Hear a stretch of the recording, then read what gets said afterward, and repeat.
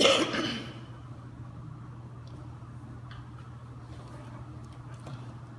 you're Rob Huett? Yes, I am. I'm Paula Owens. I'm the Director of Training here. Nice to meet you. Nice to meet you too. Looks a little cloudy today. Does it look Yeah, rain? just a little bit. Yeah. At least it's warm now. Right. Here at our company, we believe that communication and dedication is what drives us. So let's begin maybe by you telling me about a time that you felt that you were most dedicated on the job. Okay.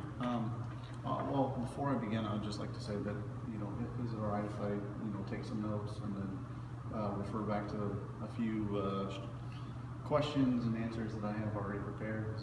Will that be a problem at all? No, not at all. I appreciate that. All right. So again, to repeat, sorry, do you mind repeating the question? I would like to know, because here at our company we believe that communication and dedication is what drives our company to be the best in what we do. So I would like to know where there was a time when you were most dedicated on a project. Well, I've had a lot of different experiences and different jobs that I've noted in my resume, but I think where I've been most dedicated is being a full-time college student and working full-time. I worked full-time at General Motors. I was in the quality department there. I've worked over 200 jobs in that different area. I used to actually train all the new employees when they'd come into our department on how to do jobs. So you were the only trainer? I was one of three, because there's about 1,200 people per shift, and there's 3 shifts. So in our department, in our quality department, I was one of the 3 trainers that we'd use, because a lot of times a trainer, we may have an open position, someone may be out sick, so we may have to go over there and fill that position for the day. Right. So we all kind of rotated and worked together and worked with management to fulfill needs, find open positions, train employees, things of that nature. Very well. How did your communication skills tie into that? Well, it can be very difficult to try and organize with all the different departments. There's 13 different departments at General Motors. So if I was working in the body shop and we had an issue with a piece of sheet metal, I would have to communicate with the paint department to see if they'd noticed anything there, and then I'd have to follow over to General Assembly, to the trim area where that may, a piece, to see if the piece actually covers up a certain part of the body panel, or if it's showing up on, final line, or... So you were like the hub. Yes, we all had to work together and, have open lines of communication in order to figure out, where the end point was, or where we needed to start, or where we need to put people to try and fix the issue. Very well. What type of training design plans have you completed in your experience, if any? Training design plans like the implementation, or the whole thing? And actually maybe implementing a design that you felt would be easier to do, like when you train somebody and you said, look, this design is what I found easier, so I'm going to start training like that. And did it work for you? Okay. Well, before I worked at General Motors, I worked for Hale Dental Supply, and there I worked with a lot of different dentists, and each dentist had different needs, and a lot of times we sell them new equipment, they weren't sure exactly how to use it, or their staff wasn't sure. So I actually had to design different training programs, meet with them, meet with their staff, and try and coach them and find different ways, because everybody learns a little bit differently, so I had to adapt my style to fit their style and their needs. Very well.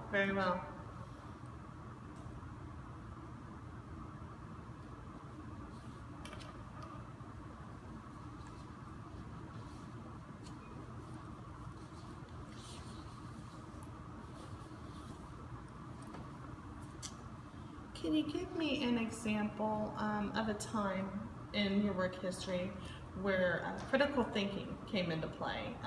You had to really apply critical thinking, and if so, how did that work out for you? I remember one specific time I was working with the body fits in General Motors. I was on the final line, and we had an issue with the front headlight. The front headlight wasn't actually lining up with the fender correctly in spec, because there's like a 2 mil gap in between the light and where the fender is supposed to come together. Right. Well, it was rubbing up against it and it was taking paint off the headlight unit was. Oh, wow. So it was my job to go over there and try and fix the issue. So I had to try and get on the horn, try to get on the phone with my direct supervisor. He wasn't available, he was in a meeting. So I had to go and leave my job and go and find the line supervisor and try and sort out the issue. So I'm to understand that basically you worked as an assistant supervisor underneath the supervisor? It was more out, since I was in quality, I sort of floated around in different areas. Wherever I was needed, whenever there was a quality issue, I was one of the first people on that spot. Because usually there's like with the light example, that's a parts. So we would have to get a hold of the parts department. So I'd meet up with the parts department. We'd show up to where the job, the issue is. Right. So it'd be me, material, the parts, and then the line supervisor that's theirs. Wow, that's awesome team building skills there. Thank you. I compliment that very much so. And it's actually a very vital part of the job here.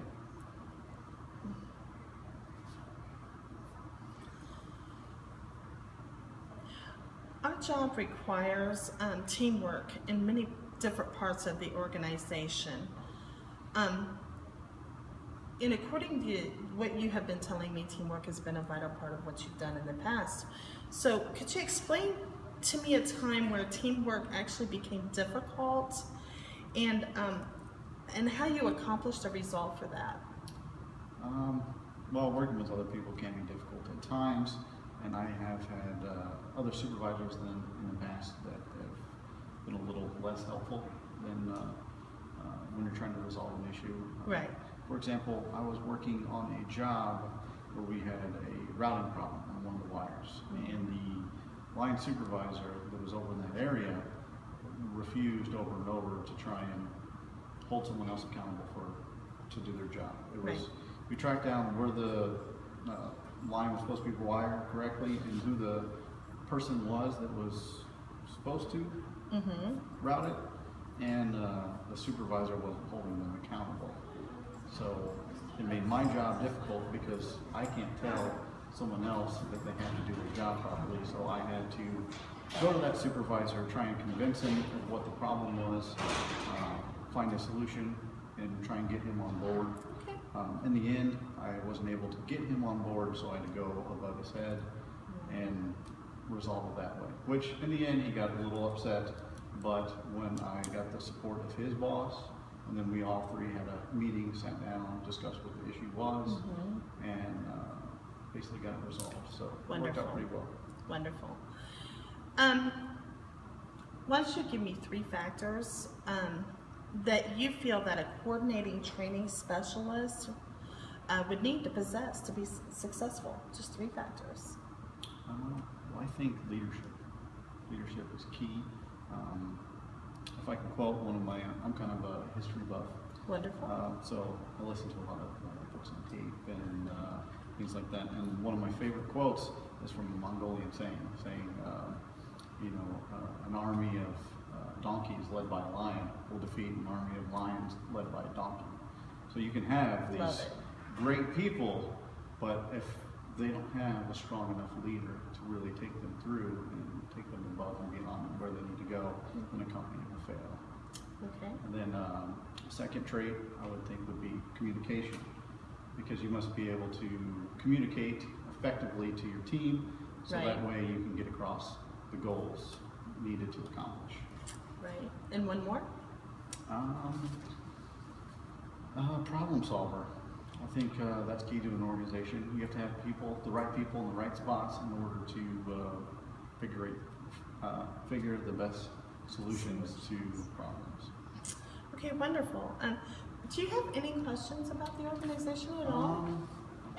Well, I just have a couple here, if you don't mind. Sure. I'm going to take a few notes, if that's okay. Are we doing all right on time? Absolutely, we're fine. Okay. I was just wondering how long you've worked for this company. I have been with this organization for about 14 years now. Nice. And I am soon to actually relocate to one of our offices in Japan. I will be helping them set up the office and getting their training needs fulfilled. That's great. How was the communication barrier between the Japanese and Americans? Has that been a little difficult to try and figure out?